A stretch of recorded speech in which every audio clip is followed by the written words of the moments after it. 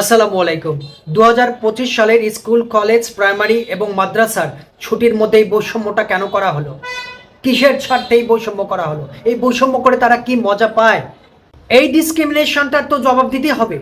কেন শিক্ষকদের মধ্যে আপনারা এই ব্যবধানগুলো সৃষ্টি করেন? কেন এই বৈষম্যগুলো করেন শিক্ষকদের মধ্যে?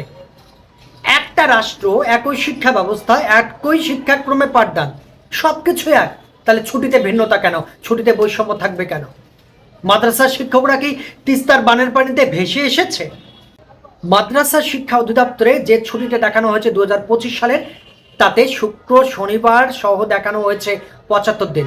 অপরদিকে স্কুল, কলেজ, প্রাইমারিতে শুক্র শনিবার বাদে দেয়া হয়েছে 76 দিন। দেখতে পাচ্ছেন কত বড় ব্যবধান, কত বড় বৈষম্য রাখা হয়েছে। তার মানে শুক্র শনিবার বাদ দিলে মাদ্রাসার ছুটি হলো 59 দিন, আর স্কুল কলেজের শুক্র শনিবার বাদেই হলো 76 দিন। মোট 15টা দিন ছুটি কম রাখা হয়েছে মাদ্রাসায়। একই রাষ্ট্র, একই শিক্ষা ব্যবস্থা, একই শিক্ষাক্রমে পাঠদান করে, একই খাটুনি খাটে মাদ্রাসার শিক্ষকরাও। তাহলে ছুটির ক্ষেত্রে এই ব্যবধান, এই বৈষম্য, এই ইনজাস্টিস, ডিসক্রিমিনেশনগুলো কেন করেন আপনারা? এটা করে কি মজা পান?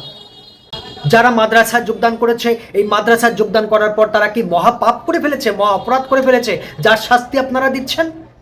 আমার কাছে তো সেটাই মনে হচ্ছে, যেন তিস্তার বানের পানিতে সবগুলো মাদ্রাসার টিচার ভেসে আসছে। এদের কোনো মা বাবা নেই, কোনো অভিভাবক নেই, এরা কোনো ন্যায্যতা প্রাপ্যতা নেই তাদের, তারা কোনো অধিকার পেতে পারে না। তারা যত বৈষম্য সবগুলো মাদ্রাসার শিক্ষকদের মাথার উপর ঢেলে দেন আপনারা।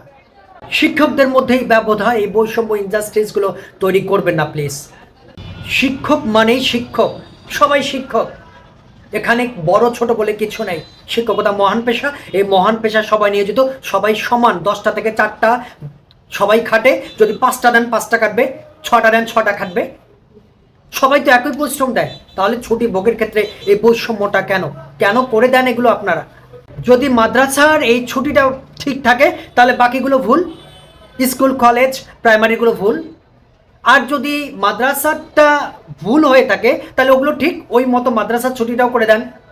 যে কোনো একটা ছুটি চলবে, সেটা যেটাই হোক না কেন, 59 দিনেই চলুক কিংবা 76 দিনেই চলুক, যে কোনো একটা ছুটি কার্যকর করেন।